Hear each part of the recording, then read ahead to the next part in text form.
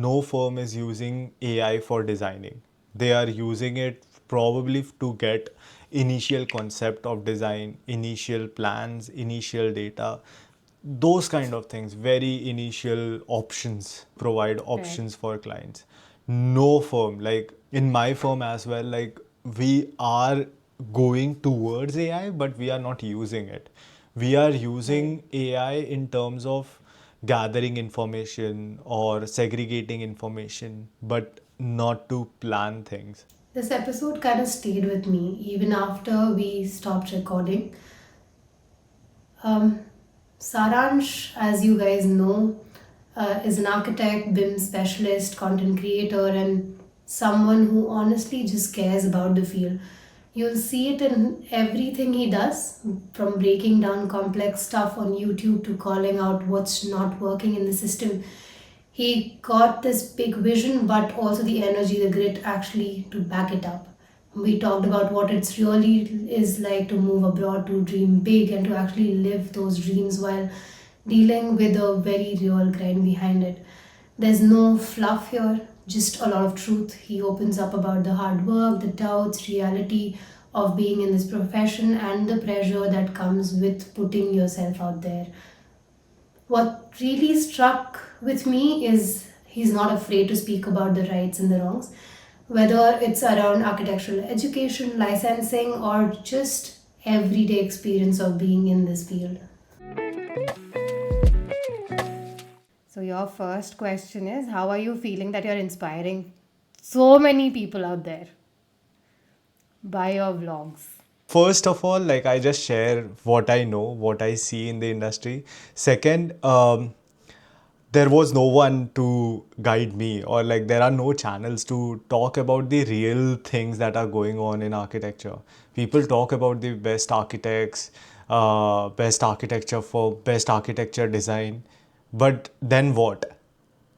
Right. So And that's like 1% of the population going to those things, right? Like, or maybe smaller. yeah, Most of us are struggling through, say, smaller studios, making our own studios, or like even understanding ki where's the money, right? It's yeah. not always the passion. So we're struggling through that. That makes so much sense, dude. Like, I think that's how even I started. The whole idea was ki I needed a guide when I was growing up. So I thought like whatever I know should be out there at least. Or like the people I know about should be like talking to me, and that should be out there. Like the Yeah. information should be to everybody. Yeah, ground level information is very important to reach to Yeah, the exactly. masses. But when did you actually like feel like कि अच्छा अभी I'll take it seriously and like keep doing it like regularly and it shouldn't just be fun. So I started with that motivation. Like it's like if I either I do it or I don't do it. So when I started, I was like I will do it regularly, but I won't make it my career because my first choice was always be in architecture field and do architecture and specifically in design. And this was just the side gig that I started. But even if something is a side gig, I just pursue it. It's not like, just I'll make one video and I'll leave it. If I do it, like I will just set my mind up to it. And I started with like one video a week. Then I started two videos a week. And till now, I'm doing two videos a week. That's it. Yeah, but like there's so much content you've already put and the quality is damn nice. And you're Thank editing you. it by yourself, right? Most of all, yes. So all the shorts and all my previous video going back till 2023 were edited by me. From 2024, I did involve one of the editors. So he does some of the editings. So one YouTube video is edited by me and one video is edited by him. So it's like that. And if Right. I'm very busy, Right. like I give both the videos to him. So it's like that. Plus, editing by myself, like, I have more control of my time and everything. When you give work outside, it's like you have to follow up, and sometimes it's delayed. And even if, because I work edge to edge, I don't shoot like 5 videos in a week and then keep it for edit and then post. I feel like once I've shot a video and if it's more than 2 weeks old, I don't like it anymore. So that's something. What do you mean by you don't like it anymore? I don't know if I see evaluate too much on my video, and if I see it like, okay, this is this, then I feel like I should make this point as well, and I end up Yeah. scrapping that I entire think then video. you're truly a designer, because any good designer does the same thing. The moment you see your design again, you're like, oh, there's so much flaw in it. I Yes. think I can make it better. But Yes. that you're doing in your videos as well. That's damn nice. Thank you. Thank you. Still, dude, like if you're shooting 2 videos, putting out this much content with editing, with doing your own job, how are you managing all of this? Where's the time? It is something that takes a mental toll on me sometimes, because what happens is when you are in a different country, it's not just your work and your side gig, or like, your hobby. It's not just that. It's like you have to do everything to maintain the house. You have to take care of all the documentation that goes on in parallel, because right now I'm not a permanent residence here in Canada, so that process is going on in parallel. I am going for the architecture registration here in Canada, so that thing is also going on in parallel. Plus, I am taking off my loans. I have taken 19 lakhs from bank. So I have paid most of it. Like, I think so last 1 or 2 lakhs is remaining. But so all of these things get to me a lot. So it's not that, like, I won't be saying like every other person that, oh, it just happens, it's easy. It's not. It takes mental toll on me. Sometimes I feel like I should just quit everything and just be a normal person, just work and chill at home. I do feel like that, because in our community as well, like, you won't see that much of support. Like, our community is, I think so, architecture and most of the design communities are like that. Like, first instance that people see someone's design or someone's work, who is an architect or a designer, their first response is to criticize. First response is to find a flaw, which I feel is really bad. That's why, like, even if I see any design or anything, the first response I have started changing that. Like, I won't look at it as a criticizing faculty, or, you know, Right. like a Right. jury. I'm no one to Yeah. do a jury on someone else's design. I mean, I think that makes so much sense with how we are taught design, right? Every time we have designed, it's for somebody else's perspective, right? We've put our design to someone saying, now judge, right? And it has become our own like Yes. innate quality of like, oh, the moment I see design, okay, so this is not right, that's right. This is maybe I like it, that I don't like. That's so true, dude. That's a Yeah. very good observation there.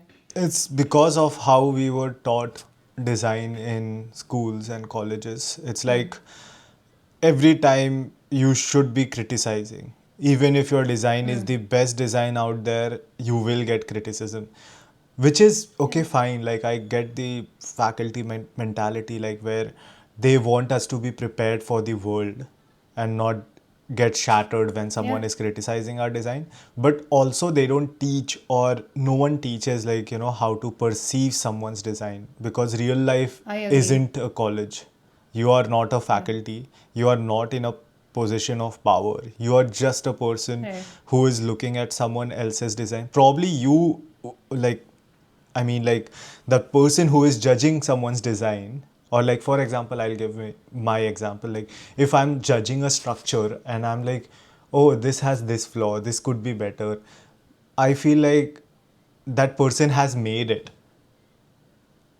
It's Right. there, it's True. standing. Have I True. done that? Right. No. So I lose that ground over there. So I don't Yeah. instantly criticize something. Funnily, we were just talking about this today, and we were talking about how teachers in architecture schools don't really have this kind of experience, right? On site experience.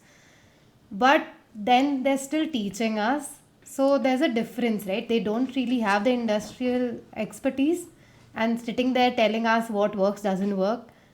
But I don't think it should be like that. And it was very different for me in the master course, which was in Barcelona, where our tutors were with us, right? They were researching with us, they were side Yeah. by side. Like, it didn't feel like they were just like this sir or madam or like some entity who's like way higher than us and not approachable. There, the culture was very different. Like, when we were doing our thesis, our teachers were like our colleagues. So if Yes. I am doing thesis with like say two people, they will Right. give inputs rather than just critique. And they'll be upfront saying, I think this is where you should be pushing it, right? You should be getting better at. Yeah. Rather than being like negative, negative, negative, negative, and like Yeah. erase, erase, and like Yeah. They wouldn't taking that say pen and that, like is scribbling. this how you design? Is this your level Yeah. of design? Yeah. Is Oh, this your that's level the of kind of language in proficiency? India. I think so. As a student, like, who is in first year, second year, if you start getting these kind of criticism, where the hell a person will grow, where the hell that person will experiment, that Correct. person, Yeah. like, there were, like, for example, people who were designing curved structures or like something out of the box kind of design or something. The first thing was like, this can't be made. Why? Just tell Oh, them like why yes. it can't be made. What is the process? When you are designing curved structure, how you plan a space. You don't get those things because the faculty that is there in charge, they haven't done it ever. You're on point because what had happened was like when we were in college, these guys would design. We would design cantilevers, right? Like the most fancy thing, the cantilever like projecting, say some few feet and all of that. And those guys would be like, don't go beyond 3 feet or like something like that. But why? And then I go to Barcelona, and the first building which I see, the whole building, half of it is just projecting outside, and I'm like, guys, and this has been done, right? It's on site, Yeah, it's yeah, yeah, made. yeah. How I think we are just like 20 years behind or like 50 years behind of what has been going on in the world. Like, we need to open our eyes and be like, okay, internet has happened now. Like, look around. Like, there's so much knowledge around, right? Definitely, the education system has to change. I mean, no doubt about it. But is this like the cause that you actually started? Key students also should know key. There's so Yes, much. yes. I completed my architecture in 2017. Okay, and so when we are in architecture school, we are always in a la la land. Okay, we don't know shit what's going on out there. We are struggling because our college makes us struggle so much that we have little to no time to look outside the college curriculum. It's so packed, Yeah. so many subjects. You wouldn't believe, like, I'm filing for registration here for architecture. Here, first of all, they have like 4 years of architecture, not 5 years. Next point is they have a lot fewer subjects. I have like at least 16 hours in every subject extra. So here you have to give the time of a lecture that you attended. Like, okay, this was taught for like 20 hours, 30 hours, 40 hours. So every subject has more than 16 hours extra. Wow. So imagine the curriculum difference over here to there. Also, like design courses, when you start writing exams. So we did not, I don't know if you guys have like written exams or not, but for our courses, we never had written exams like in masters. Oh, Like, they were of like, course, not here. Yeah, yeah, right? exactly. Yeah. Yeah. I was like, why am I writing thousands and thousands of pages which I'm never gonna use? Like, also Are you like talking about outdated knowledge, humanities, right? I don't know. history There's of some. architecture? We had even structures had like written, and there's so many history of architecture. So don't even get me started with. Like, I used to hate that subject. One of the most beautiful subjects everybody should be reading, Yeah, yeah. but was one of the most boring classes. I'm That was my sorry. highest scoring subject. I'm like a person of Oh my history, god. but still, I hated the assignments that they used to give. I would tell, like, without any hesitation, like, I have given people task to write my assignments because I Right. felt it was an utter waste of time. I was Yeah. doing, by the time of third year, I was doing like small projects and stuff. So, like, you know what? I was helping my seniors, taking money from them, but I was not doing my own Yeah. assignments. I was giving that money to someone else to write my assignments. I was that kind of a person. I really hated writing useless like books and Oh, books. same. I mean, it made zero sense for us to do that. And I think history of architecture is something which we should actually learn with a lot of passion, no? But there was so much resentment inside of us कि नहीं करना है मुझे. It's करवा because low. exactly because when you tell someone to do a thing without any reason or a cause, it becomes a task. It's not a Right. learning experience anymore. So I Right. think we need to change the approach from that level. Like, make people take something that they are interested in, even if it's history. Just ask them to do something that they are interested in regarding history. Like, don't Right. force Right. them that you have to write like 30 pages, 40 pages. Also, like history is stories. It was never taught as stories, but like, okay, there's this one monument and just sketch and learn about it. But like, what is the actual history behind of it? What is the story behind of it is so important, na? Story, and also like they ask us, especially in India, like it's so annoying that I get angry still. It's like you talk about the design in that historical monument or whatever we are looking at. Talk about like why they did that, how they did that. Just don't ask us to write about like this is done, this is the design style, this is the material that they have used, this is the timeline. And that's it. And sketch. Yeah, exactly. What Yeah. we will do by that. Yeah. They should talk about like how the materials were brought to that place, how it was constructed, what was the thought process behind it, how it changed the social and cultural systems around that. For example, like step wells. It was not just a step well for queens and stuff. It wasn't like that. That's how we are taught, like, oh, just because queens couldn't show themselves to anyone, that's why they made this step well. It wasn't like that. That was just one aspect of it, because when the royal family was going there, then no one was going there, but it was used by everyone. Right. It wasn't just the kings and queens that were using that. And it was the one of the best examples of rainwater conservation as well.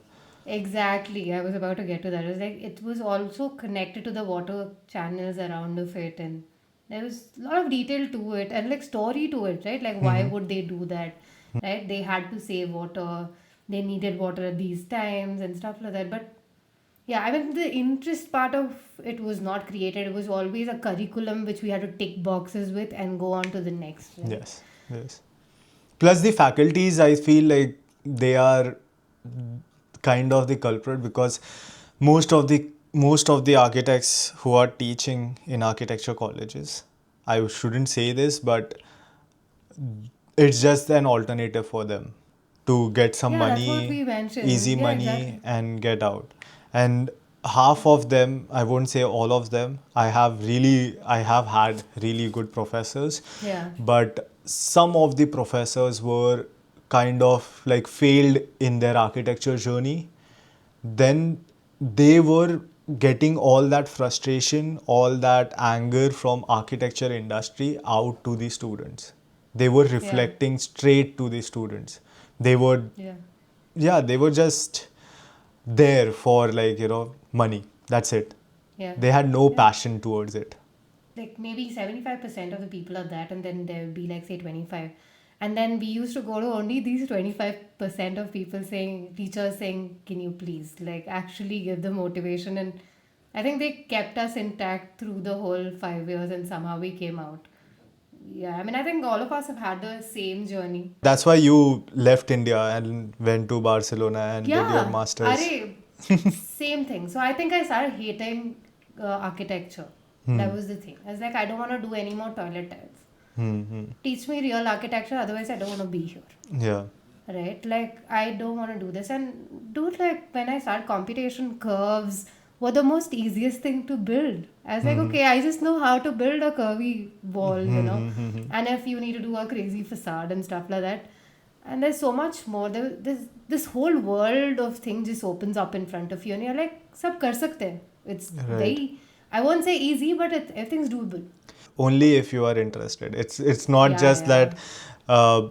To anyone who is listening, I wouldn't say that just by listening to someone that okay, this is good, this is not that difficult, or this gives a lot of money. Don't go directly Oh, yeah, for yeah. that course. Just see that are you interested, or if you can do it for your entire life. That's it. That's should be 100%, the sort. 100%. I though keep telling, keep the money equation as far as possible, because mostly you will not get any. You'll get very small money in anything. I'm saying, even if you're doing computation, a BIM, parametric, depending on which firm you land in or which country you are in, you might get money, but mostly you don't. So that's the truth. I'm really sorry, but like a lot of people are not getting enough money. If you see, like, see IT sector, right? So much more money in it. Don't compare architecture with IT. It's like you or people will go crazy if you do that. Yeah. No, it's just sad truth, right? Yeah. Like, we are also struggling, we are also working our asses off, but what are we getting? If you say sales or like marketing, even in that there's money. But the moment you start designing, somebody who's actually creating stuff, peanuts. Yeah, it's about the demand, what is happening in the industry right now. Yeah, and I think the most frustrating term is exposure, which I really don't want to listen to, because people are like, we are paying you as exposure. It's like, I don't need it. Anyways, Yeah. I'll get exposure if I'm One working thing good anywhere. about countries like Western countries, I would say, not just Canada or USA, but most of the Western countries, first world countries, they don't do this. It's considered as an exploitation. Even if you are hiring someone at the same level and someone in your company is getting a higher salary, same level, same everything, you can still go and tell them that I deserve this salary and I would like to have Right. that. So they wouldn't go and like say that, okay, you can leave if you want. They won't say that because it will Right. be Right. illegal over here. To that will become a partiality in the company and they listen to Yeah. their employees. So that's one thing that is good about like Western countries and offices. They don't do this more often. Right. In India, that's not an option. It doesn't work like that. People will be like, I have 10 more people waiting for this whole position you're sitting at.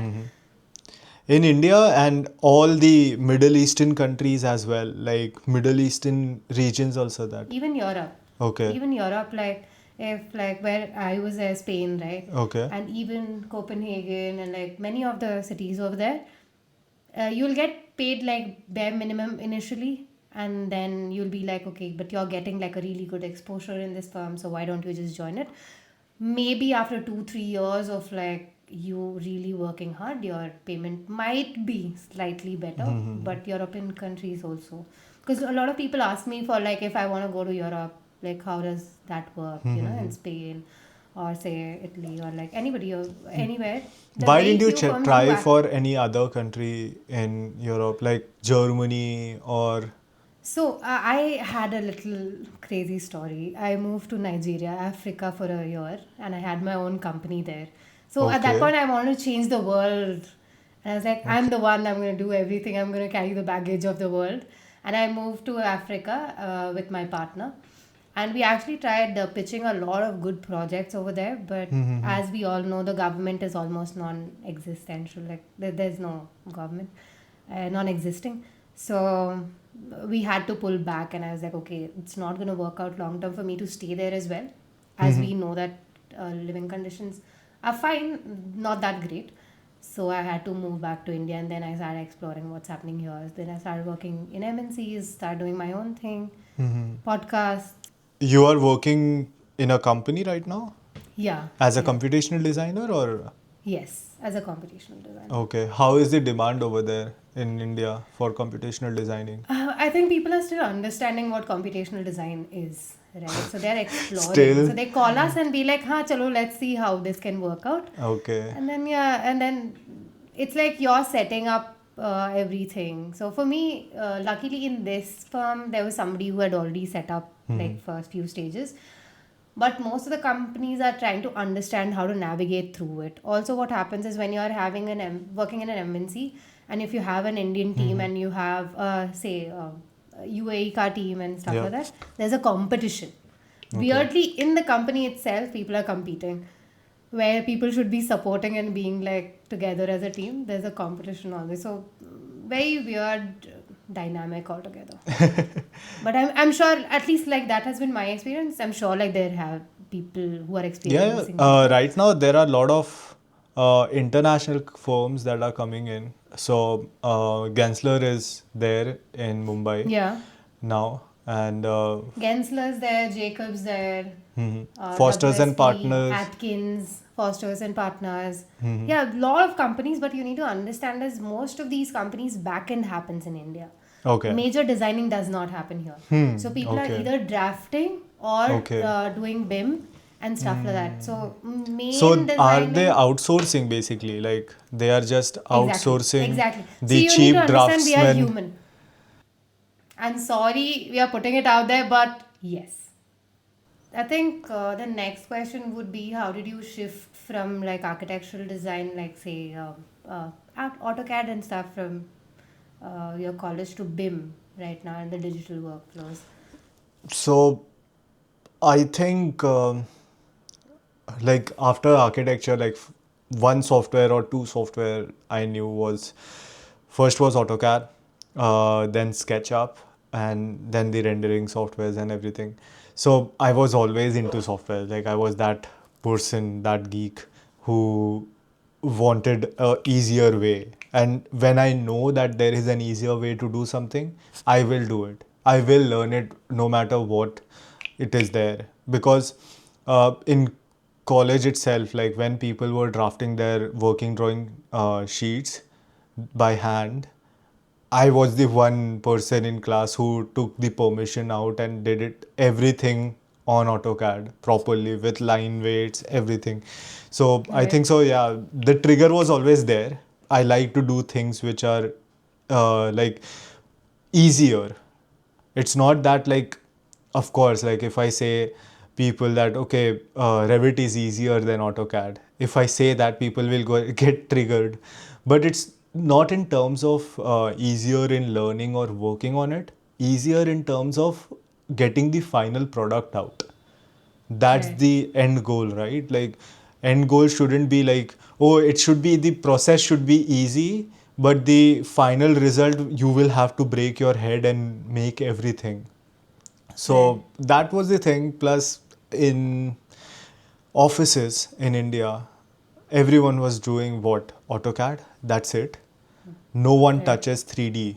Like very Right. few firms are there Say that have SketchUp. some, yeah, exactly. SketchUp they will use. And then after doing SketchUp, you will take those plans and those elevation and draft them in AutoCAD. Come on, Yeah. how is that easier than doing it in one place? How? And Yeah. if someone comments on this video that, oh, SketchUp also can give you working level drawings and stuff, I would say that do it. You do it on SketchUp, I'll do it on Revit. We will see what is better and let's do what a is. battle here. No, if there was. No, it definitely makes sense. It makes sense. Also, why are we not growing? Like, why is this a question? Like, why are we still fighting for SketchUp? Is what I don't get. It's the money. India as a country and the people mentality in architecture firms in India is like first they won't get those skilled workers to work on Revit and produce a beneficial output. So they don't want to invest money in that. Second, SketchUp kind of free, no one cares. So it's that. Third, it's like you don't have to manage licenses and all of those things of Right. Revit. Revit license is very expensive, $3,000 approximately. So that's a lot for Indian companies. So all of these factors count in, but again, like the willingness to switch is not there. It's like Right. if companies start switching, people will learn it. and people are learning it. Like for example, one of my friend is in Atkins. He's doing projects like which are like of course outsourcing thing. He's also in that, but he learned Revit. All of these MNCs majorly are working on BIM, like mostly BIM, and like say computation or like parametric designing is 1% right now, because that's only a design and it's just starting, everyone's still understanding. But most of it is BIM.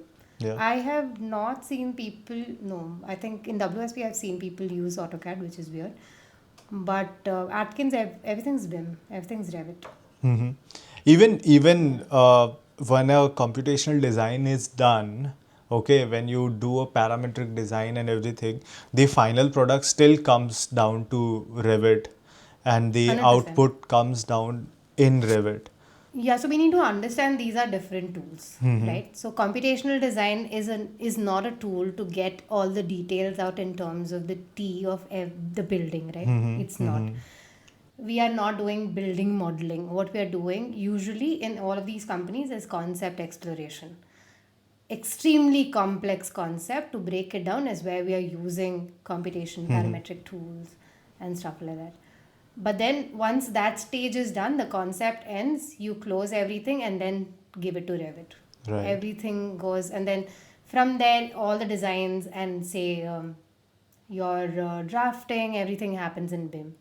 And then that's gone to this side. So, how much percentage of your work is actually into computational design right now, where you are working?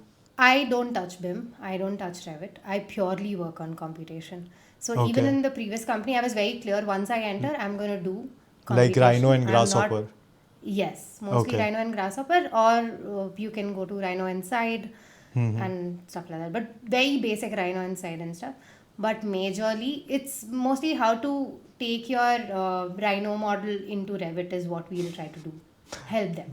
And then Okay. once that is done, our work is done. And then the drafting and like cleaning and all of that starts. So they cut the models and like probably make segments of that and then do Huh. the detailing, architecture detailing on top of it. So when you're doing it in Rhino also, we can control say walls and like you can segregate saying these are floors, these are walls and stuff like that, and take them as component into Revit. So it becomes easier because drafting these complex geometries, I'm talking about extreme curves, right? Say Zaha building, right, or Foster design and stuff like that.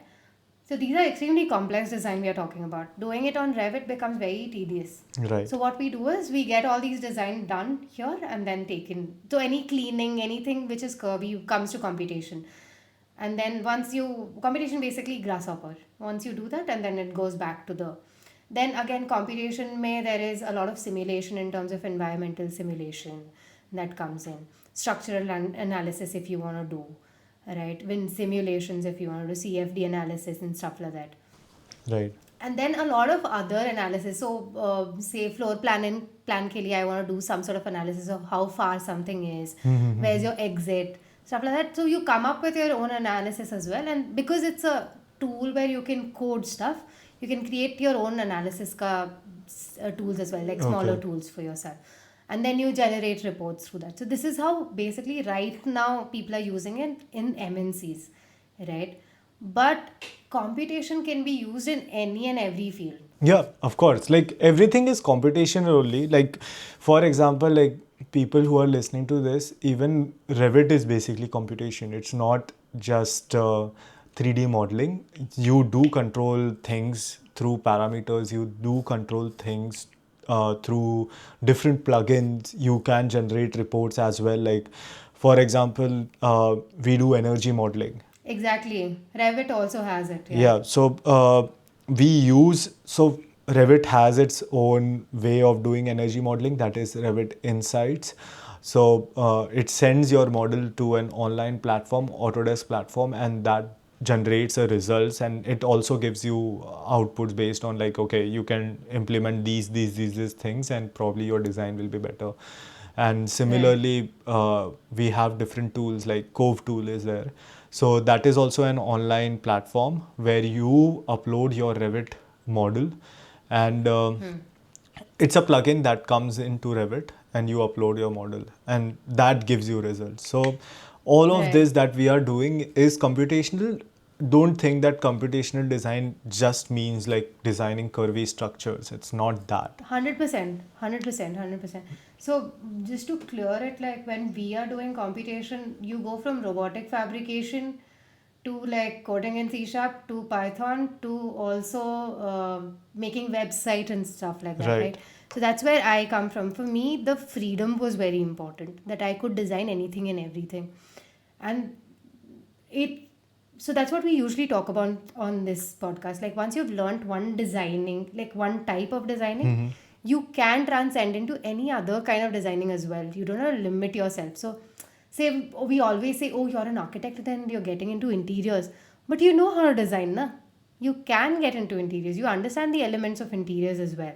So there's no like this boundary that like, okay, this is it, this is my line, now I cannot get into this side of designing and stuff. I always say that architects, if you're listening, don't go into interiors now. Just stop it. Like, please try doing actual architecture, and that's what architects are supposed to do. I get it. Like, um, interiors are like bread and butter, easy work and stuff. There are two things to this, right? One is money in India is just chaotic, so let's not go there.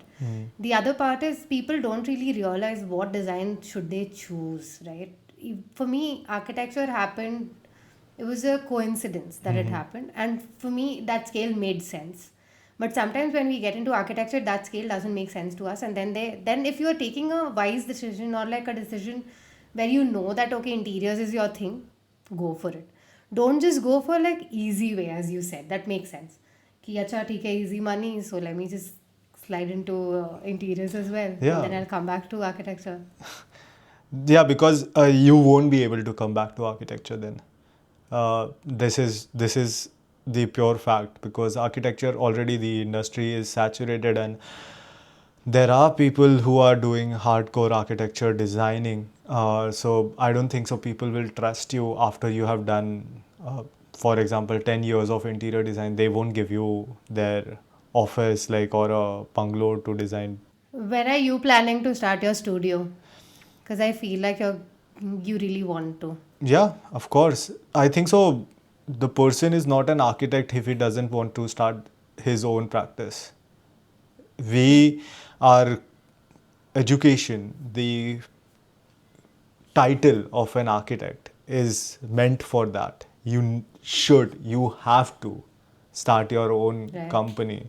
I was getting frustrated, like why we are getting paid so less, this, that, all of these complaints. So one of my mentors told me this, like people pay you less because every architecture firm knows an architect will start his own firm. He's here to learn, he's here to explore. They are not building, what you call it, like lifetime employment. They don't want a lifetime employment from you. That's why they don't pay that high. They know that you will learn, you will eventually go out. So this is how it started. The low pay, Right. this is how it started. Right. The same Right. thing happens for lawyers. Lawyers get paid even lesser than us, FYI. If you want to go Yeah, and yeah, I've search, heard. like, I've yeah, heard. lawyers get paid like really worse, and they are miserable when they are like, in initial days of their practice. So don't think that job is the only thing. If you are an architect, architecture and establishing your firm is the only thing that you should focus on. And so I also want to do that. I was Yeah. like, you've still not answered the No, no, no. question. Please tell me, I when is this really want happening? to do that, but I'm just waiting. Like, so till now, I have been in confusion. Like, should I start something here in Canada? Because I will be going for my architecture registration, but another process. It will take 2 years from now. Oh, God. Again, like I have to clock in around 2,500 hours in architecture as an intern architect, and then I will get my license after giving an exam as well. Like there are 6 papers Wow. that happens, and then I get my architecture license. So this is one option. Then another option is leaving everything, whatever I have set up here, coming back to India and starting my own firm. So both situations are very Are difficult you for me. considering coming back to India? Really, I consider this every week. Every weekend, I'm like, damn, I want to go back, man. But Yeah. it's tough. It's tough. Like it's like choose this or that. It's tough in Yeah. both I ways. mean, as you're just saying, right, like when we study abroad, or like I think we fantasize studying abroad and working abroad a lot. But then once you're there, it's extremely excruciating because like you have to do everything by yourself, and then you two are doing 10 other things on the side. Like, I really don't understand when you breathe. It's just exhausting It at is. some It is point. exhausting. Yeah, because family also is important, right? Like the connections also important. The whole emotion bit of it is Yeah. also. Yeah. Then how do you pour emotions in the drawings and designs as well? Yeah. Because I mean that's required now when you're designing. Yes, yes, of course. And I'm to not even designing. I I am mean full on into currently, tech. but Yeah. in 2 years you're gonna have your own firm and then start designing. Yeah, exactly. So that's the still confusing part for me. Like, I'm just waiting like once I get things cleared in terms of my permanent residency and everything. So probably I'll have more mental space Right, to do something over here. right. Right now I'm in that state like, my work permit is ending. I don't have any clue of my permanent residency. I have to apply for this architecture registration. So I'm like, what to do first? Like, if I don't get my permanent residency or something, then this is of no use. I hope I hope they see your blogs and vlogs and everything and they consider giving it to you faster. I don't think it works like that, but I No, hope no, it no. does. But it works by the amount of experience you have, education you have, and I have all of that. And Yeah. I get irritated because Canada, it's weird.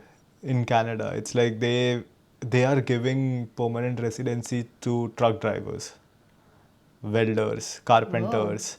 Yeah, so they need those people more than highly educated individuals. They need people from medical backgrounds more. So it's like that. That is more frustrating. It's like, come on, man, come on. So it's like that. It's a bit annoying Right. in this way. I think we spoke about BIM, we spoke about your personal, professional journey. But then there's another thing which has been happening in the industry, which is AI, Hmm. which has been happening to all of us. Yes. And I think at some point, like even with computation, parametric design, and stuff like this, just to keep up has been tedious. Like there's so much happening, right? In architecture and design in general. Like I think every design field, right? So first though you're doing all of these 100 things and then everything's changing. How are you keeping up? On top of it, you're also doing social media where you're trying to update people as well. How are you keeping up with like the AI? So basically, what I do is like I follow all, like, I mean, all the top architecture and engineering firms, and most of all the companies as well, which are there into AI and stuff. And I get inputs from their pages, what they are researching on, and I have a good connections around in the industry where people keep sharing, like, okay, this is the new Right. thing. Like, I have another communities, small communities that I have joined, like where people share, like, okay, this is the tool, like you should try this. So that's how I get to know. And I also Huh. don't promote a lot of AI softwares or things, because they are all the same. Basically, they are using same base platform and they are making a platform on top of it. Right. The Right. For example, like they will make a platform that uses ChatGPT in the back end, and they are generating using ChatGPT. Right. So it's like that. Like, I won't go into details of it, but it is that. So I don't suggest a lot of AI things that are there out there. There are few which are helpful, but yeah, this is how I get my info. And second thing is the people who share these things, they are like professionals. They are not just Right. social media influencers. Like, they are sharing these into the communities because they think that this can be helpful. Right. And Right. frankly speaking, AI is doing things, but it's still a little bit far from I being think used. architecture, it's way far right now. It's Yeah. gonna take some time to come to architecture for sure. Like all these renders and all is fine. Yeah, exactly. You are into a firm that is Yeah. doing computational design. Have you seen Yeah. any AI use for your designing till now? We are still keeping up with computational, right? So Yeah. AI is a little Yeah, far exactly. fetched. But yeah, I mean, I think a lot of firms are trying to explore for sure. It Yes. takes time. It's not that easy. Yeah, yeah, And yeah. everything is not AI, everything is not ML. People need to understand that Yeah, as yeah. well. Architecture is like very specific thing. Like you need to be Yeah. very, very precise. Even the Right. so there are a lot of rendering. Okay, so I would like to clear this. Like no firm is using AI for designing. They are using it probably to get initial concept of design, initial plans, initial data, those kind of things, very initial options to provide Right. options for clients.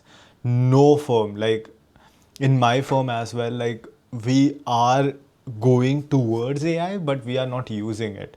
We are Right. using AI in terms of gathering information or segregating information, but not to plan things. Because the client, when the project gets scaled up, the clients get more picky. If anyone is in interior designing, if you render using AI, the client even picks up like small reflections sometime. They are Right. like, oh, why is this light coming from here? I'm like, it's just an option. Just take it as an option. Like, why?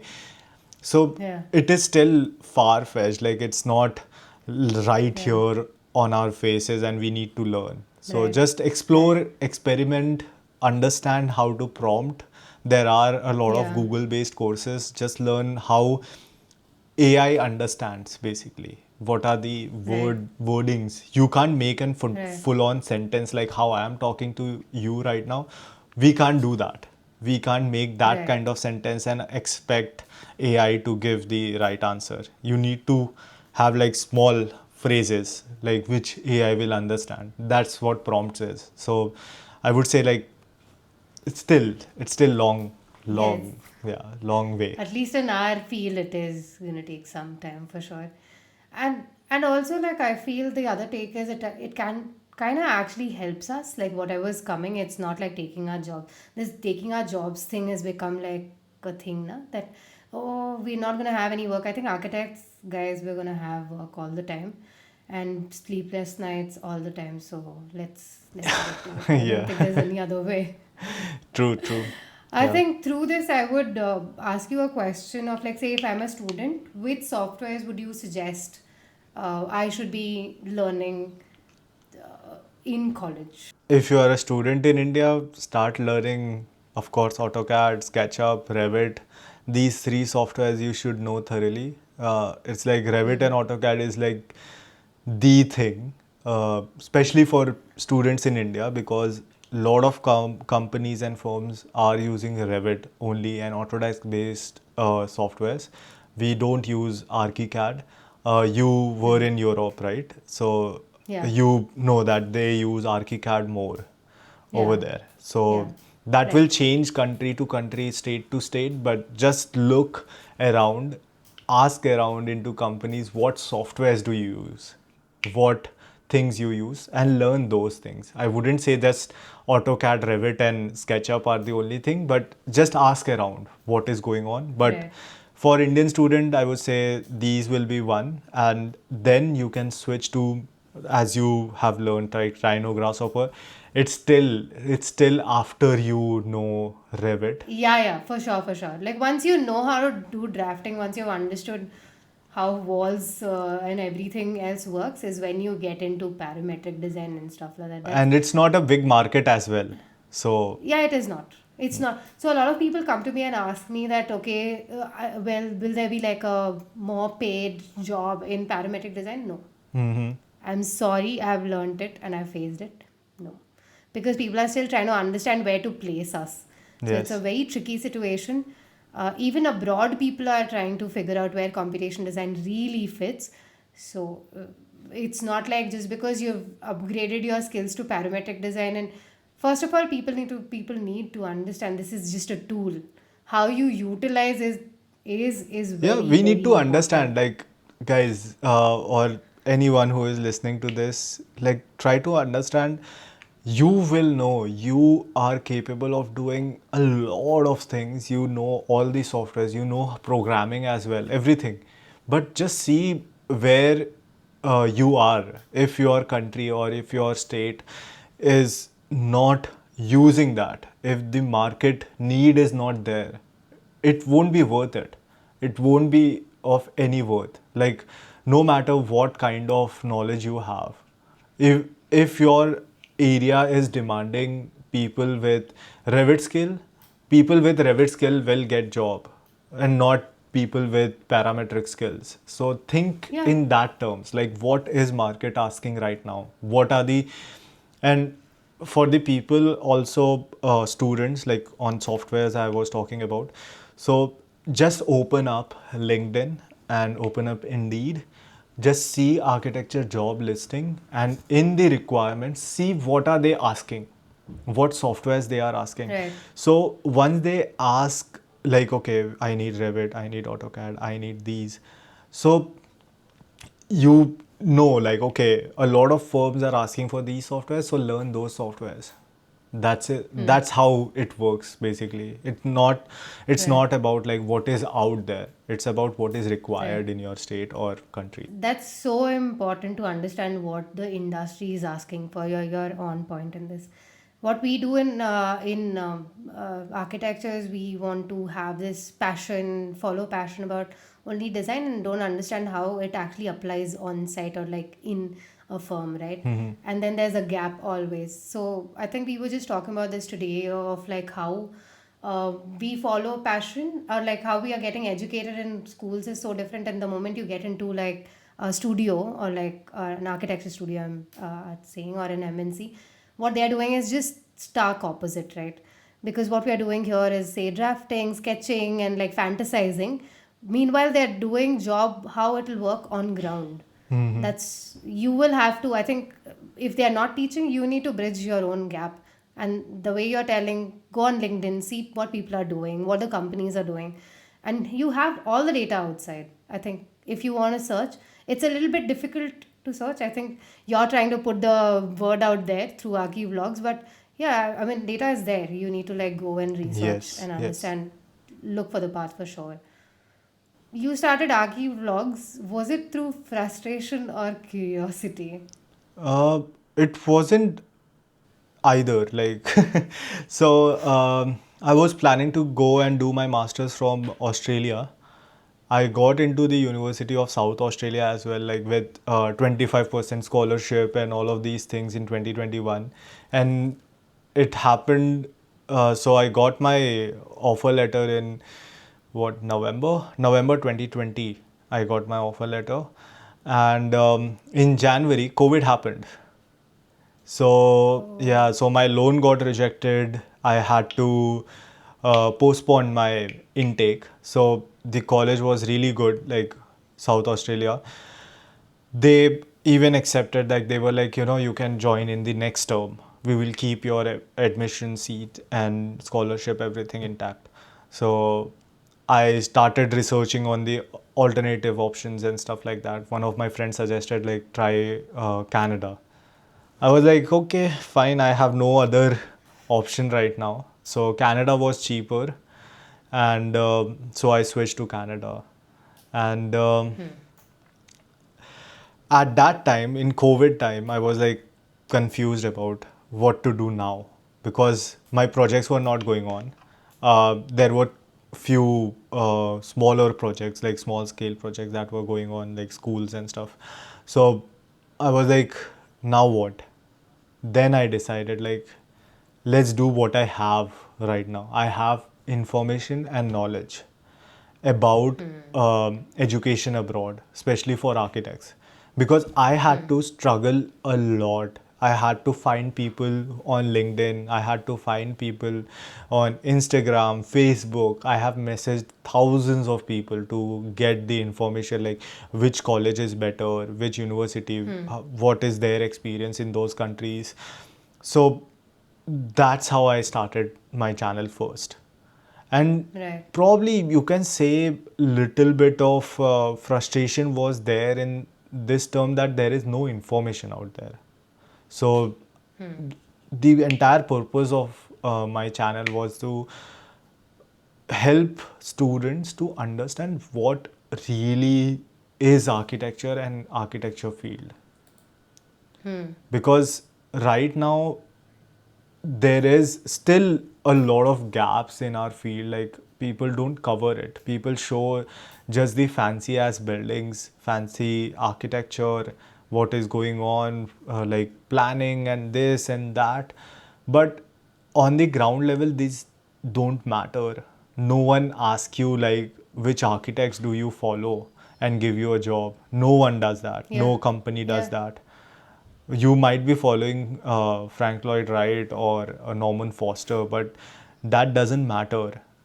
Companies want skilled laborers, basically, skilled Yeah, architects 100%. to Yeah, no, that's the design and truth. to do their work. So you need to Yeah. know, what do you need to know to get that job. Yeah. And then if you have creativity, that's a plus. Then you can explore more, yes. But then the base requirement is the skill for sure. Yeah, That exactly. needs to be checked for, like the first thing needs to be checked. Otherwise, they're not even going to go through your resume or nobody, because they need that, right? They need those kind of people. And then when you're showing, say, skills like creativity, they might at some point also get you into designing. Mostly it's just the skills.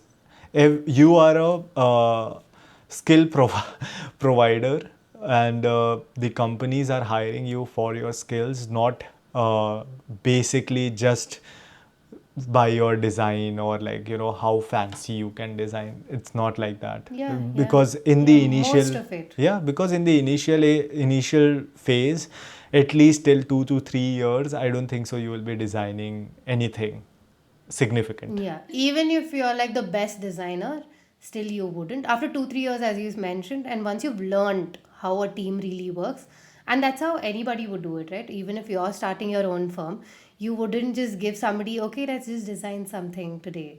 You can design everything, right? Yeah, You wouldn't. And that's true. fair. Okay, so I'm gonna do like a really fast question thingy, okay? Okay. One underrated software plugin you can't live without. I think PyRevit. What does it do? PyRevit is a free software. It has a lot of functionality. It is like just a plugin, but for everything. You can organize, duplicate your sheets, copy view templates. You can Okay. use the coloring tab features. So in Revit, like if you have multiple tabs, every tab has their own colors, and you can create your own patterns, own line styles. You can purge out extra line styles. There are a lot of features into it, and you can even have sub plugins to it. I think everybody needs to just go check it out right now.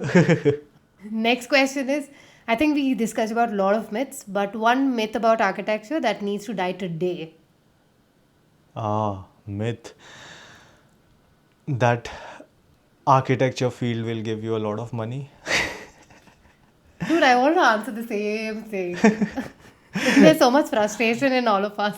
No, it's just that, like, the people who are not from architecture field think that, and then they make their kids take architecture or go into architecture field, or like a creative kid, they just force that, oh, creative, go into architecture. That's not the thing. Don't do that. Right. It's, yeah, Right. architecture is not about 100%. money.